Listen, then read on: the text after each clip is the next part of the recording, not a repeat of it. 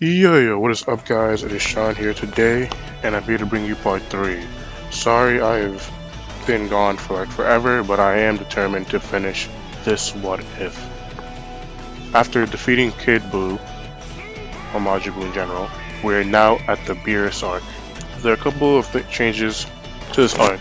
Since in this story Goku does not know the instant transmission, there's no way for him to be on King Kai's planet to be trained, so Beerus would come directly to Earth without wasting any time there.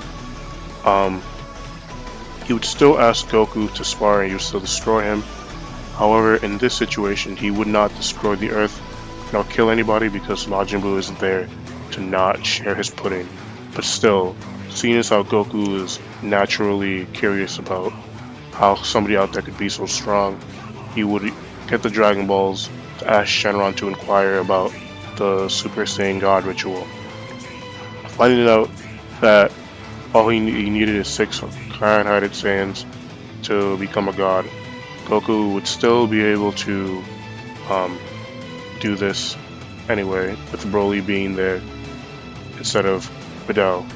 Paragus, who is shown to be alive during King Vegeta's time, I'm going to assume knows who Beerus is in this timeline, so he's not opposed to helping them out because he does not want any business with Beerus whatsoever. So Goku Super Saiyan God in this timeline would be significantly stronger than he was in the original Super timeline, simply because, well, I mean, Broly is a lot stronger than an unborn fetus, that is Pan. So Goku would be able to give Beerus more of a fight, and pretty much everything that happens in the Beerus saga up until that point stays relatively the same. We would still take on Goku, Vegeta, and now Broly as apprentices, and they would learn Super Saiyan God, Super Saiyan, or Super Saiyan Blue.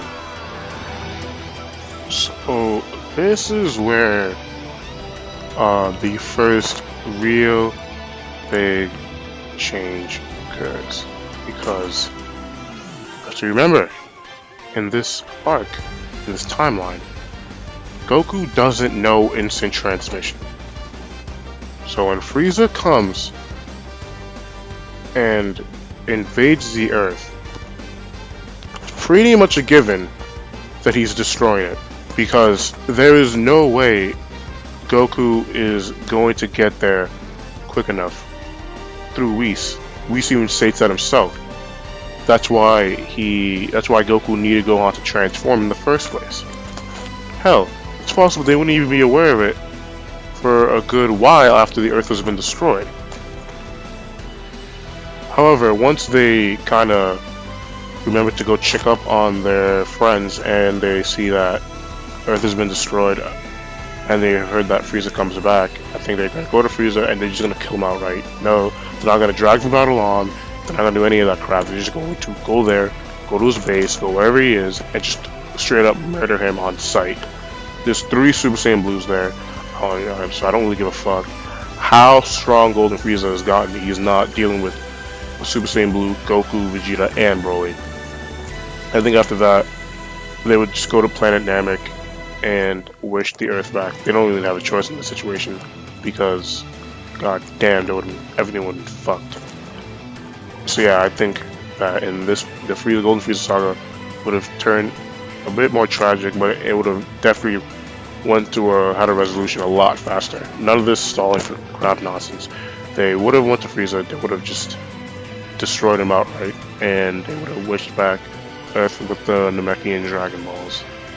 So when it comes to the Heuristics Tournament, Gohan would not be needed as an extra member of the team because they would have obviously would have had Broly. So in this order, Goku still goes first, I'd say Broly goes second, Piccolo third,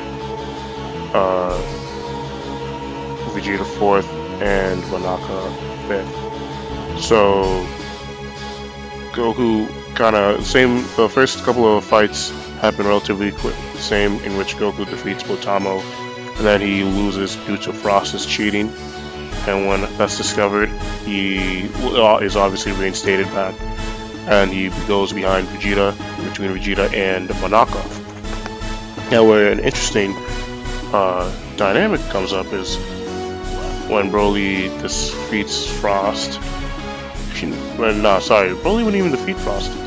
Piccolo would go up next, and he would fight Frost, and I believe that he could probably win, or at the very least he would let Frost stay disqualified, and he would not just let Vegeta interject into his match, because Broly would be the one going up after Piccolo instead of Vegeta in this timeline. I think Piccolo would give up when he fights I forgot the name of the thing, the fucking engine thing that can like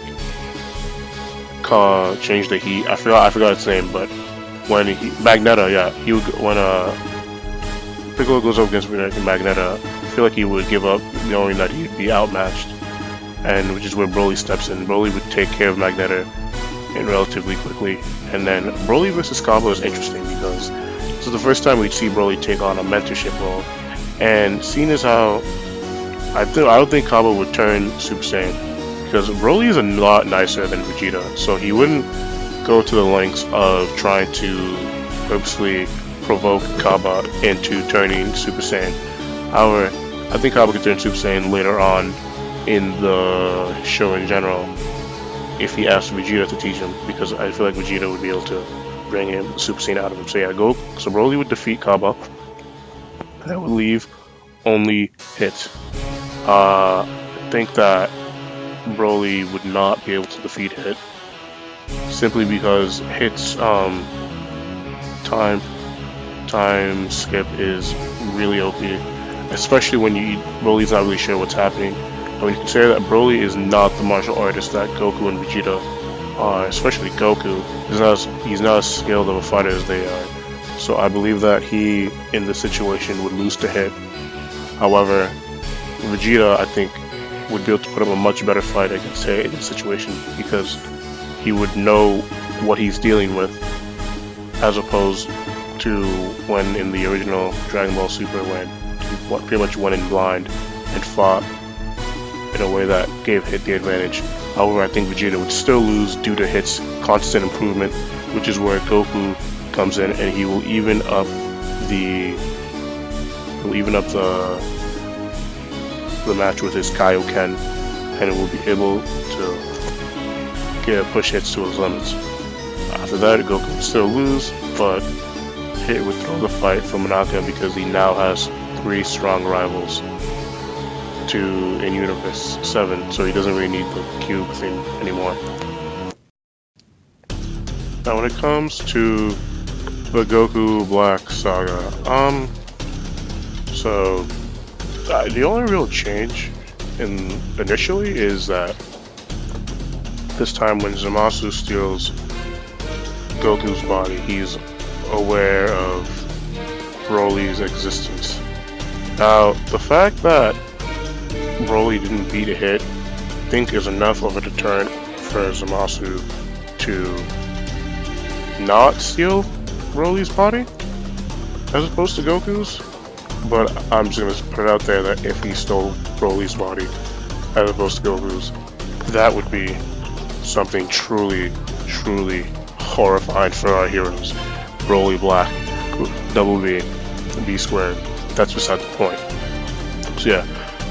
So Goku Black is a thing, and then Trunks comes back in time. He has his PTSD.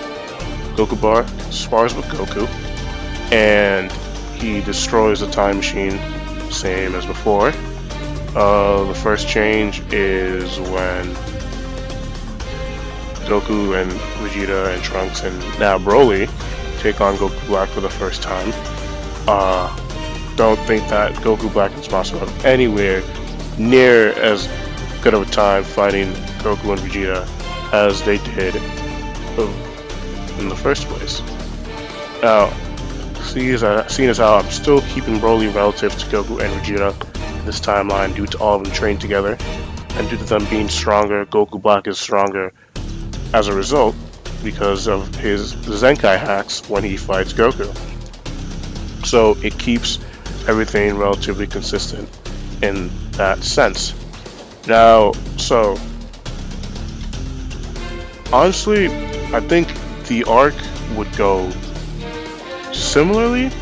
However, the biggest change is that Zeno is not going to be needed in this arc, for the simple fact that when Goku goes back in time, I feel like Broly would be with him, and Broly isn't dumb, so he's not going to forget the seal to the Mafuba. And if he doesn't forget the seal to the Mafuba, then Zamasu, which just keep in mind, the Mafuba worked, it's just that the seal wasn't there. So Zamasu is going to be trapped in the Mafuba forever, which leaves Goku, Broly, Vegeta, all Super Saiyan Blues, and Trunks in Super Saiyan Rage form, to Goku Black.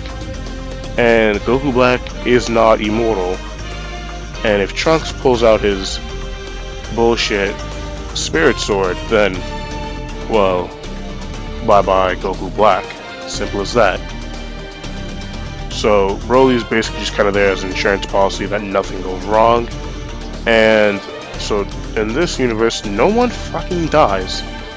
Well, until Zeno realizes that all his gods and angels are pretty much destroyed. I don't know how he didn't do anything about that earlier. But assuming that doesn't happen, the universe is not destroyed, and Trunks can go back to his timeline. Alright guys, that's basically this part of the video. So next week I should wrap this up. Part 4, which is going to cover the Tournament of Power.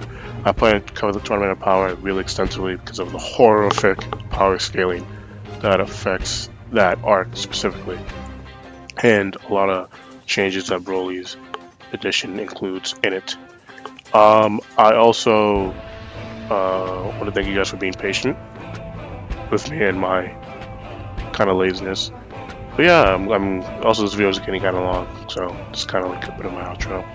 I was telling you what you should be looking forward to in the next part. So next part, Broly will be fighting Jiren. Do not worry about that. So yeah, a lot of things change in Super with Broly's edition, for the better and for the worse.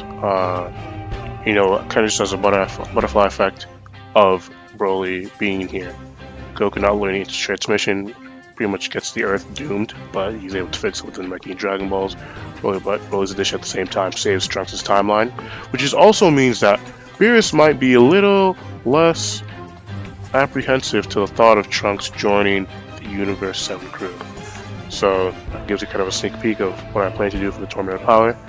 But yeah, thank you for watching the video and have a good day.